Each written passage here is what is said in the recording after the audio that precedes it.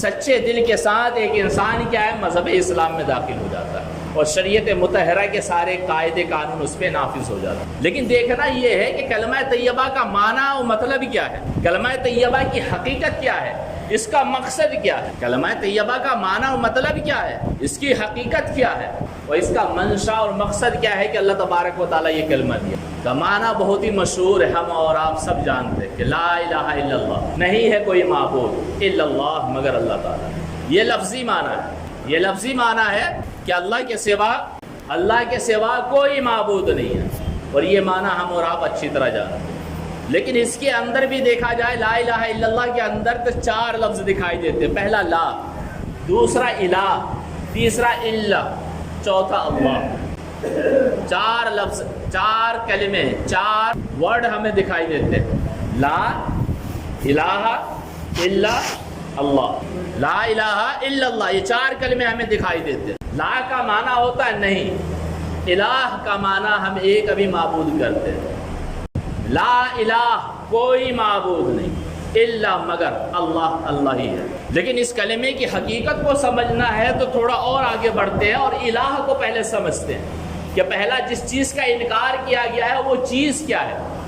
کہ کہا گیا ہے کہ لا الہ، الہ ہی نہیں ہے کوئی، وہ الہ کا معنی و مطلب کیا ہے؟ ایک معنی تو ہم کرتے ہیں کہ معبود، دوسرا معنی کیا ہے؟ تو کہا گیا کہ مفسرین فرماتے ہیں کہ الہ کے چند معنی ہے، ان معنوں میں سے 3 معنی میں آپ کے سامنے رکھتا ہوں۔ الہ کا ایک معنی وہ ہے کہ وہ ذات جس سے انسان ڈرے، وہ ذات جس سے انسان ڈرے۔ تو کلمہ طیبہ کا معنی کیا ہوگا؟ لا الہ، کوئی ذات ایسی نہیں ہے جس سے مسلمان ڈرے الا اللہ مگر اللہ کی ذات ہے۔ وہ ذات جس سے مسلمانوں کو ڈرنا چاہیے وہ ذات صرف رب کی ہے، رب کے علاوہ کائنات میں زمین و آسمان میں کوئی ذات نہیں ہے جس سے مسلمان کو ڈرنے کا حق ہے۔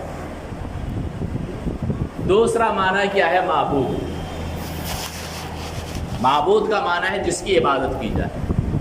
لا الہ، کوئی معبود نہیں ہے، عبادت کا کوئی حقدار نہیں الا اللہ مگر اللہ تبارک۔ مسلمانوں کے نزدیک عبادت کا حق اگر کسی کو ہے کہ جس کی عبادت کی جائے تو وہ اللہ کی ذات ہے۔ تیسرا معنی ملجا کے ہے، یعنی جس کی پناہ لی جائے، مصیبت کے وقت جس کے پاس ہم بھاگ کے جائیں اور اس کے سپورٹ میں آ جائیں، اس کے پناہ میں آ جائیں، اسے ہم ملجا کہتے ہیں۔ معنی یہ ہے لا الہ، کوئی ایسی ذات نہیں ہے کہ مصیبت کے وقت تم بھاگ کر اس کے پاس جاؤ الا اللہ مگر اللہ کی ذات۔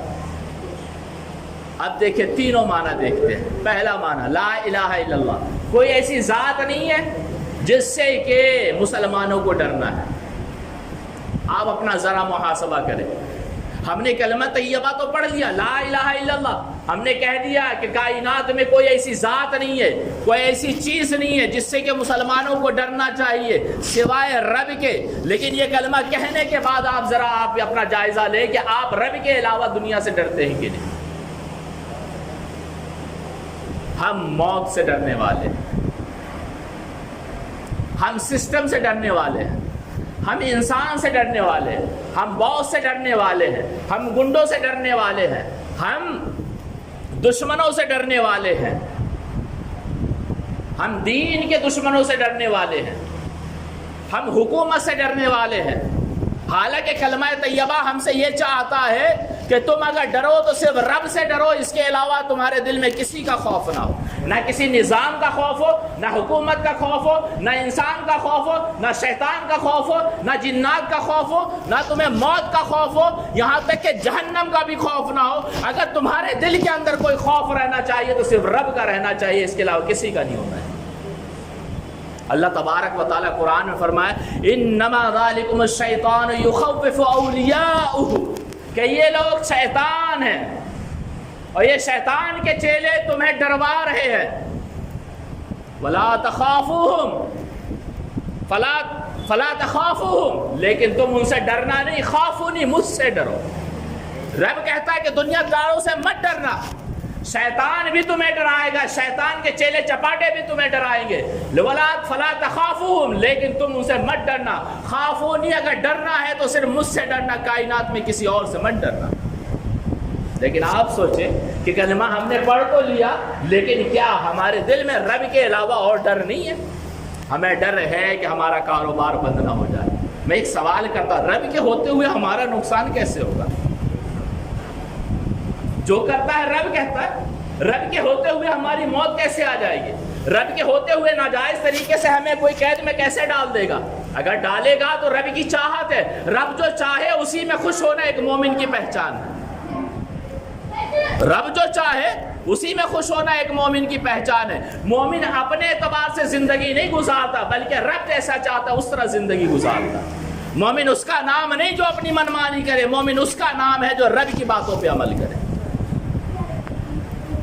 تو اللہ تعالیٰ فرماتا ہے انما ذالکم الشیطان یخوف اولیاءہ، یہ شیطان ہے اور شیطان کے چیلے چپاٹے ان کے گرکے تمہیں ڈروائیں گے۔ فلا تخافوہم، ان سے مت ڈرنا، خافونی مجھ سے ڈرو، خافونی مجھ سے ڈرو۔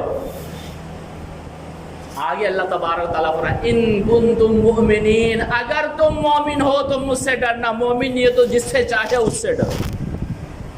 اللہ تبارک و تعالیٰ اس آیت میں فرمایا تم شیطان سے ڈرتے ہو، اگر مومن ہو تو تم اسی سے ڈرو گے، اور تمہیں ڈرنا بھی مجھے سے چاہیے اگر مومن ہو۔ اور اگر مومن نہیں ہو تو شیطان سے ڈر سکتے ہو، ابلیس سے ڈر سکتے ہو، جنات سے ڈر سکتے ہو، انسان سے ڈر سکتے ہو، کاروبار کے برباد ہونے سے ڈر سکتے ہو، موت سے ڈر سکتے ہو، الغرض کے دنیا کی ہر چیز سے ڈر سکتے ہو، لیکن اگر مومن ہو تو سوائے رب کے کسی اور سے نہیں ڈر سکتے۔ اللہ تبارک و تعالیٰ کل قیامت میں ایک انسان کو لائے گا اور پوچھا جائے گا کہ فلاں ایسا ایسا کام کر رہا تھا تو نے منع کیوں نہیں کیا؟ فلاں ایسا ایسا کام کر رہا تھا تو نے منع کیوں نہیں کیا؟ تو وہ کہے گا کہ مولا مجھے لوگوں کا ڈر تھا کہ میں منع کرتا تو وہ مجھے نقصان پہنچاتے ہیں۔ کہ فلاں برا کام کر رہا تھا، مثال کے طور پہ کوئی ہمارے ملک کو توڑنے کے لیے کوئی آتنکوادی آ جائے، ہمیں معلوم ہے کہ ہمارے ملک کا نقصان کرنے والا ہے، اس کے مقابلے میں اگر کھڑے نہ ہو تو کل قیامت میں رب پوچھے گا کہ تیرے ملک کو برباد کرنے کے لیے فلاں آیا تھا، اس کے مقابلے کے لیے کیوں کھڑا نہ ہوا؟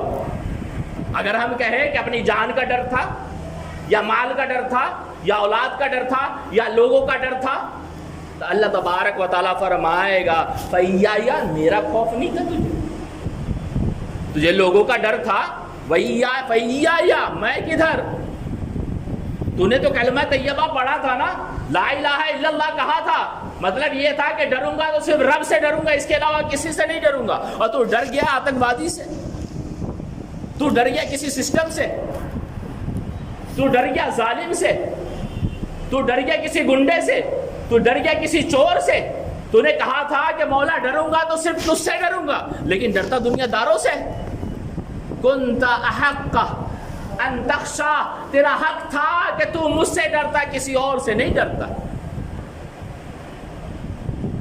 تو جب بندہ لا الہ الا اللہ کہتا ہے تو مفسرین کے ایک معنی کے اعتبار سے یہ معنی ہوتا ہے کہ کائنات میں اگر کسی سے ڈروں گا تو وہ رب کی ذات ہوگی، اس کے علاوہ کسی سے نہیں ڈروں گا۔